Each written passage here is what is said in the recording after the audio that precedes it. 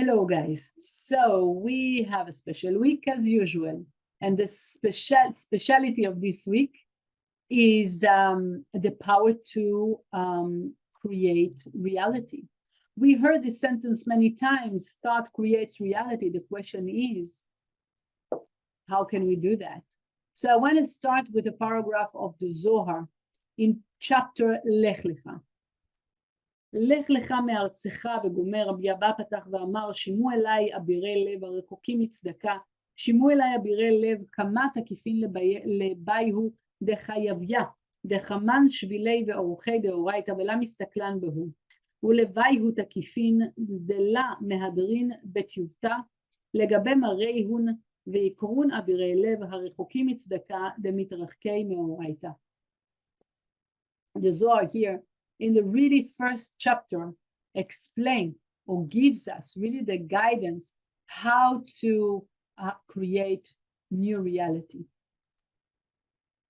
We heard last week the power of the chapter of Noah. This time we're talking about Abraham, another big figure. But what is different with Abraham, that he did a spiritual revolution. Spiritual revolution. What happened? What was different with Abraham? So if before everything was as is, you couldn't change reality. If you were born in a certain way, you would stay the same way. There were not yet the process of correction. Abraham, with his power and essence, gave the generation the possibility to change. We're talking about a very strong figure that was born in a very negative environment that believed in status. Until today, there are some people that are living in status, but there are some people that doesn't. So how come the chapter or the scroll will tell us a story? It has that doesn't have to do with me. It's impossible. Every story in the scroll has to do with our life. And when he speaks about a status, it's because it is related with our life. It is related with all the times that we believe, accept a negative or a challenging or a dark situation.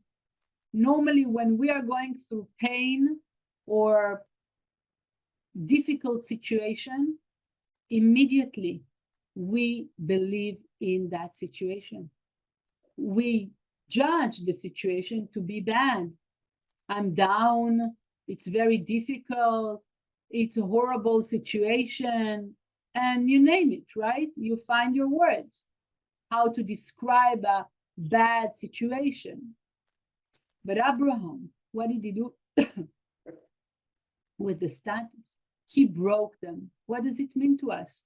Because when he met difficulties, darkness, pain, he didn't believe in those situations. He could walk in fire.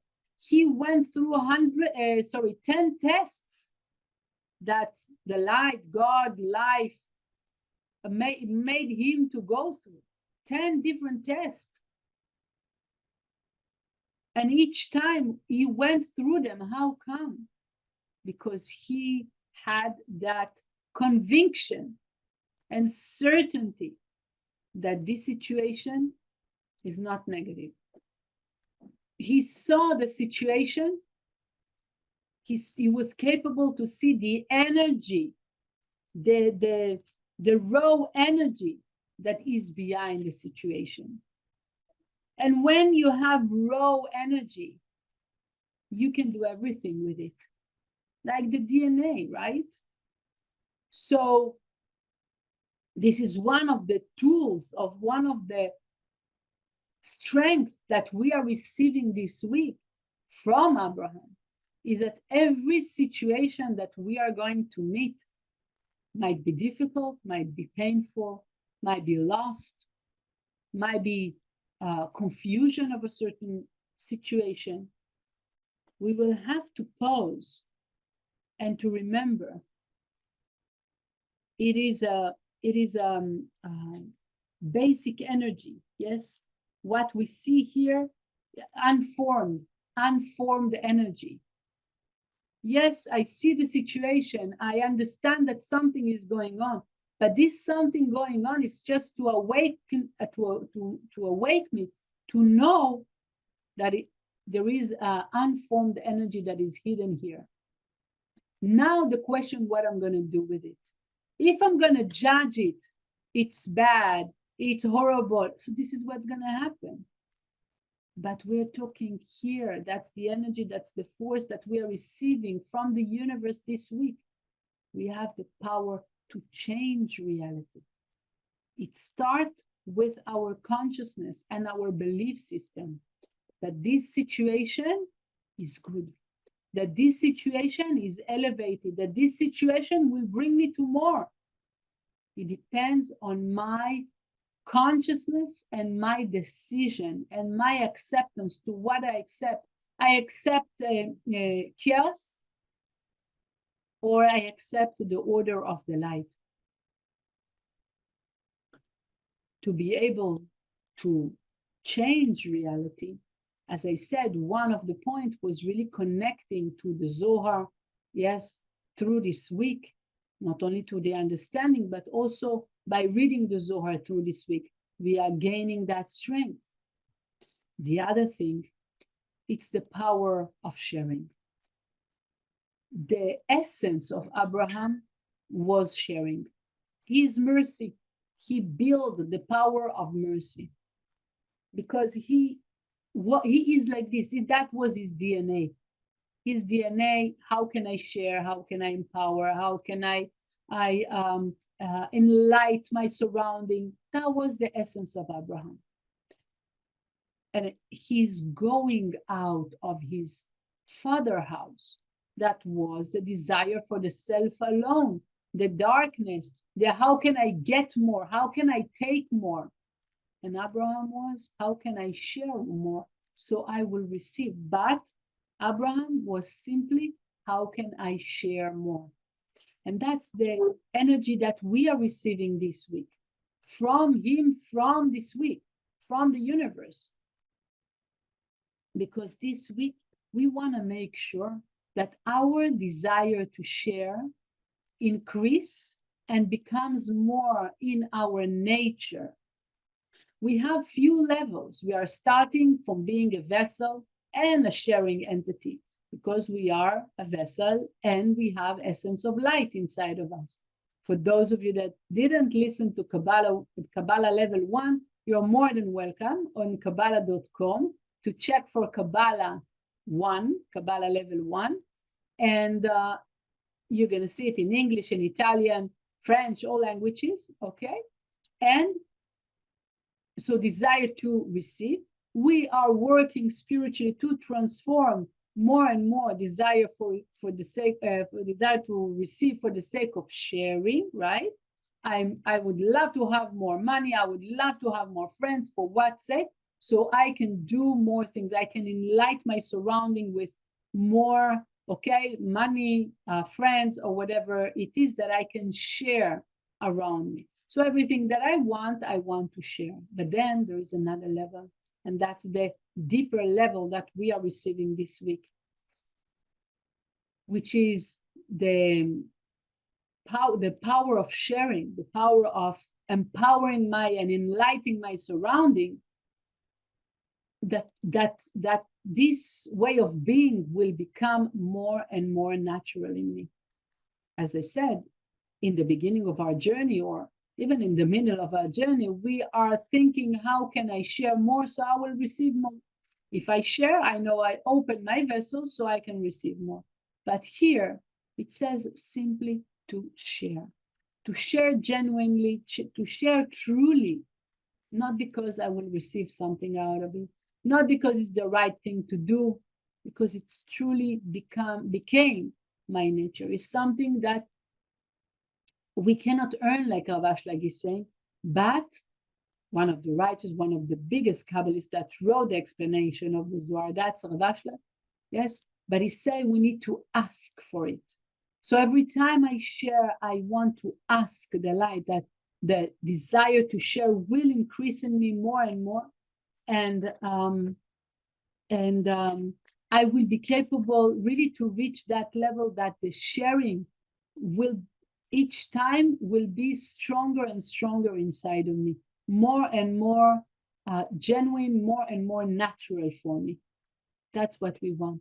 More we are capable to reach that, more certainty we gain. More certainty for the fact that really the light of the creator is everywhere. So when I'm doing those actions of sharing and also connecting to the Zohar of this week, especially this week, I will be able to increase my certainty. And by this, what does it mean to increase my certainty? That I know that the light of the creator is everywhere. So that will bring me to that capacity and that power that I can change reality. Means I am in the midst of a so-called bad situation.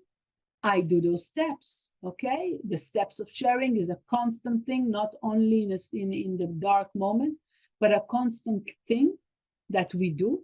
I come to the moment that is challenging. I pause. I remember what I'm experiencing right now is a moment that the light wants to tell me there's a lot of unformed light energy here. So what do? I pause. I remember if it's unformed energy, it's my responsibility to create, to form something positive out of it, something elevated out of this. And this is what I'm going to do. I'm going to choose that this is good, that something good will come out of it. Already by deciding it, I prepare for the seeds to bring the right fruits, okay? And to, again, by being able to reach that level, I start by sharing with a more precise way for the sharing to become my nature. That will bring me to have more certainty in the existence of the light in everywhere. And that will bring me to be able to pause and to change the reality to the best reality that I can experience, and also my surrounding. The last thing, to be able to do the changes, we said, Noah was, okay, after the flood, we're going to do so and so. Abraham is different. In the midst of the situation of darkness, this is when we start doing the difference. This is when we start doing actions of sharing, actions of change, actions of push, action of moving, all those things for the sake of sharing. All the above is for the sake of sharing. Yes. How can I share more? How can I inspire more? How can I move myself? How can I change myself? All those things. What for? Because we are not waiting for the storm to finish. In the midst of the storm, in the middle of the storm, I start activate everything that I can activate for the sake of manifesting the best out of the situation. The last thing is the strongest tool that can help us to do that, which is the Zohar, the Holy Zohar. And that I highly recommend, or to purchase for yourself the Zohar, or to buy for a friend if you already have it, or to download the app on your phone so you can listen to the reading of the Zohar. Why? Because it's the most powerful tool that exists in the world that can help us to create that transformation from the light being manifested as negativity, and through the reading of the Zohar, the light is transforming to start manifesting into good and elevated.